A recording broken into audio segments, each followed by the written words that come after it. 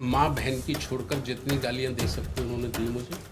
आज तेरी पहचान बन गई है तो आज तू बुद्ध धर्म की बात करने लग गया है। एक एहसान हमारे ऊपर और कर दो बहन जी। बोले क्या, हमें मुक्त कर दो। बहन जी ने कभी दो में से एक ही काम करना है आपको, या तो आप बुद्ध धर्म का करिए या तो पार्टी का काम करिए। चिंगारी, ये चिंगारी केवल और केवल बाबा साहब के बाद किसी ने जगाई तो वो कांशीराम ने जगाई। हम मान्यवर कांशीराम साहब का नाम लेंगे या बाबा साहब का नाम लेंगे तो कहीं ये क्रेडिट बहुजन समाज पार्टी का अकाउंट में ना चला जाए।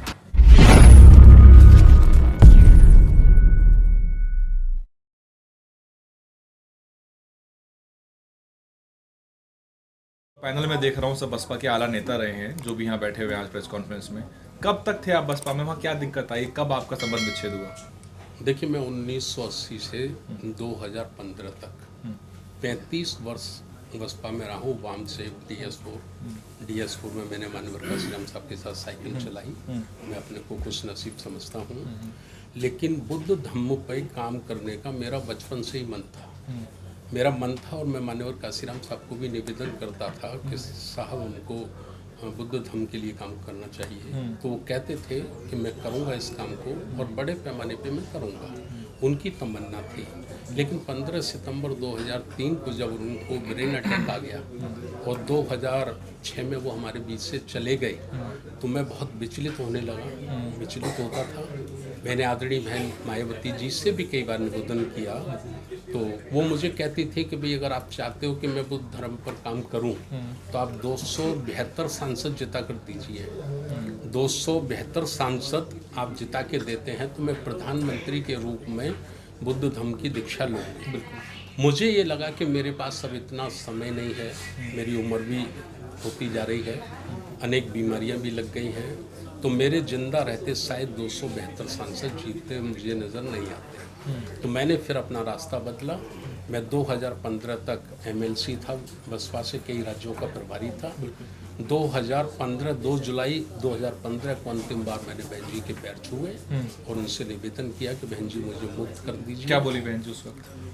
बहन जी माँ बहन की छोड़कर जितनी गालियाँ दे सकती उन्होंने दी मुझे।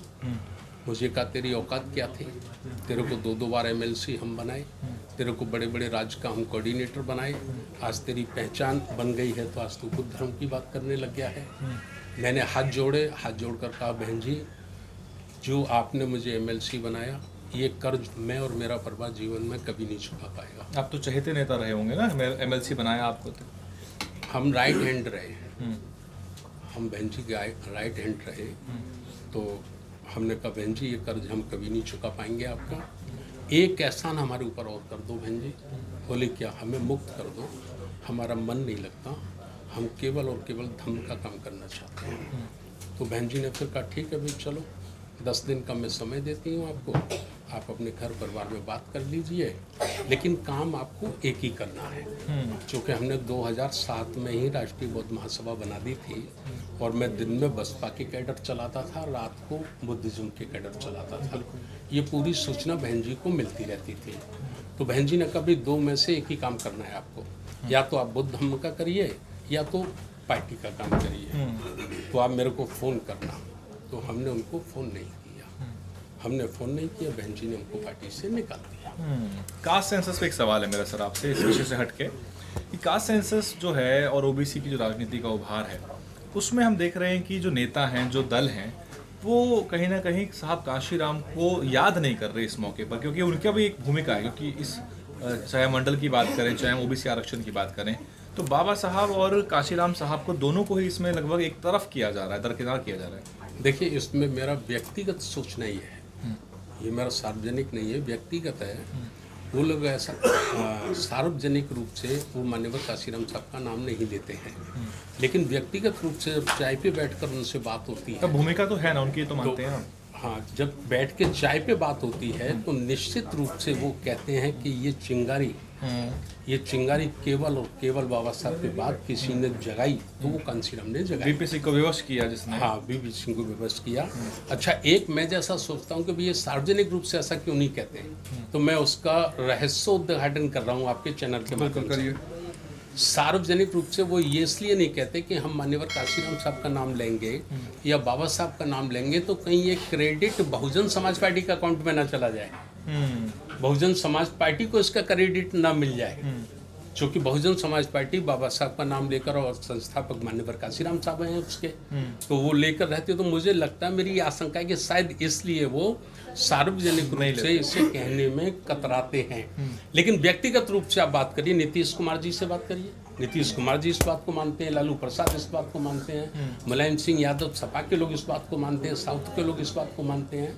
और मैं एक आपको बहुत पुरानी बात याद दिला दूँ, 1997 में लोकसभा चल रही थी और आज़ादी का स्वर्ण वर्ष मनाया जा रहा था। कांशीराम साहब की स्पीच चल रही थी लोकसभा में 27 अगस्त 1997 को। बार बार लोकसभा के अध्यक्ष ने कहा कि कांशीराम जी आपका समय खत्म हो गया, आपका समय खत्म हो गया। नीतीश कुमार खड़े हुए, उनके 5 सांसद थे और नीतीश कुमार जी ने कहा कि पहली बार संसद में कोई सही बात बोल रहा है, इसलिए मेरे 5 सांसदों का समय कांशीराम जी को दिया जाए, इनको बोलने से नहीं रोका जाए। ये ऑन रिकॉर्ड है भारत के पार्लियामेंट में। तो आज कैसे, जब वो उस वक्त इतना बड़ा निर्णय ले सकते हैं तो आज क्यों नहीं कहेंगे। लेकिन सार्वजनिक रूप में कहने से मुझे लगता है वो इसलिए कतराते हैं, लेकिन कहना चाहिए। लेकिन पब्लिक आज कह रही है, जो वहाँ के जातिगत आंकड़े आए हैं 85% और प्लस 15%, तो जो पब्लिक है, भारत की जनता, वो करीब ये तो कांशीराम साहब कहते थे, ये तो कांशीराम साहब तो इसको 40 वर्ष पहले कहे, तो वो तो सब सामने आ गया पूरा। वर्तमान में क्या स्थिति है? क्योंकि मेरा सवाल ये है कि ओबीसी राजनीति का जो उभार है उसमें कहीं ना कहीं दलित राजनीति प्रतिस्पर्धा भी देखी जा रही है कि जब दलित नेतृत्व में राजनीति बहुजनों की मजबूत हुई थी तो उसमें ओबीसी साथ था हमेशा। कैबिनेट देखिए बहन मायावती की 4 सरकारों के। लेकिन अब जब क्योंकि ओबीसी जो है अपने आप को संगठित कर रहा है, जागृत कर रहा है और वो अपने अधिकारों के लड़ रहा है, तो वो दलित समाज को या दलित नेताओं को या उनके मुद्दों को साथ लेके नहीं चल रहा उतने बड़े पैमाने पर। देखिए, मैं थोड़ा सा अपनी बात रख दूं कि ये पहला मौका है कि ओबीसी संविधान की बात कर रहा है। ये पहला मौका है कि ओबीसी का हर नेता, हर मंच पे बाबा साहब का फोटो लगाया जा रहा है। इससे पहले कभी नहीं हुआ ये। और इससे भी बढ़कर एक बात बता दूं, किसान आंदोलन है, जो किसान नेता हैं राकेश टिकैत के पहली बार मैं भाषण सुन रहा हूँ कि अगर इस देश में लोकतंत्र बचाना है तो संविधान को बचाओ, बाबा साहब डॉक्टर अंबेडकर के संविधान को बचाओ।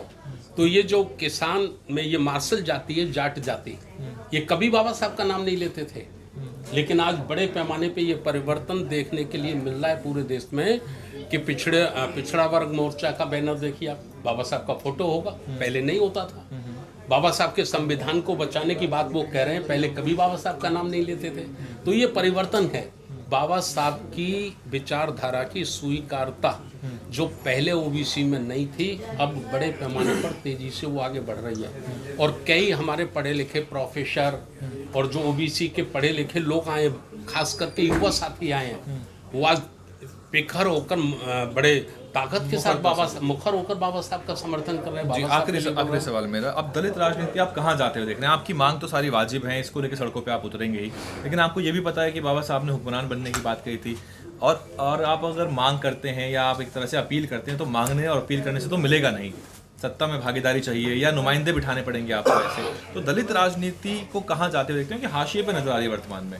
देखिए, बाबा साहब ने कही थी हुक्मरान बनना। हुक्मरान बनने के लिए केवल राजनीति ही पर्याप्त नहीं है। हुक्मरान बनने के लिए आपका उद्योग में भी भागीदारी होनी चाहिए, आपकी ज़मीन पे भी आपकी भागीदारी होनी चाहिए, जो देश का एजुकेशन सेक्टर है उसमें भी आपकी भागीदारी होनी चाहिए, जो देश का सिस्टम है उसमें आपकी भागीदारी होनी चाहिए। हम समझ गए, सारी बात आपकी सही है, लेकिन अब जाते हुए कहाँ देख रहे हैं? भविष्य की दलित राजनीति कैसे नजर आ रही है आप? देखिए, भविष्य तो मैं अभी बसपा की तरफ मैं इशारा करूँ सीधे तौर पे, तो बसपा जो है उत्तर प्रदेश में आंकड़ों के लिहाज से काफ़ी कमजोर हो गई है। मैं इस सच को स्वीकार करता हूँ निसंकोच। हमें ये सत्य स्वीकार करना चाहिए कि बसपा कमजोर हुई है, लेकिन हम आशावादी हैं, निराशावादी नहीं हैं। निश्चित रूप से रास्ते निकलेंगे और हमारा यूथ निकलेगा, हमारा युवा लीडरशिप निकलेगी और दलितों की और बहुजनों की राजनीति भारत में निश्चित रूप से स्थापित होगी। उसमें कुछ विलम्ब हो सकता है, समय लग सकता है। एक निजी सवाल पूछ रहा हूँ मैं आपसे, क्योंकि आप लंबे समय तक बसपा में रहे हैं। बसपा को लेकर आपकी क्या मनोस्थिति है या क्या आपका उसकी तरफ रुख है? जब आपसे मैं वृत्तांत पूछ रहा था तो काफ़ी पीड़ादायक अनुभव रहा होगा आपका, तो उसको बताते बताते भी आप काफ़ी इमोशनल थे। क्या आपकी मनोस्थिति है? देखिए, मेरा व्यक्तिगत रूप से ये मानना है कि हम कहीं ना कहीं कुछ कमियां कर रहे हैं, कुछ गलतियां कर रहे हैं। और यदि नहीं कर रहे होते तो आज या तो हम सेंट्रल गवर्नमेंट में हुकूमत में होते या तो हम बड़ी ताकत के साथ विपक्ष में होते। और हम गवर्नमेंट में भी नहीं हैं, विपक्ष में भी नहीं हैं, तो इसका हमको समीक्षा करना चाहिए, आत्मचिंतन करना चाहिए, हमारी लीडरशिप को करना चाहिए निसंकोच होकर। हम बाबा साहब के फॉलोवर हैं, सत्य को स्वीकार करना ही मानवता है, यही बुद्धिज्म है, ये हमें करना चाहिए।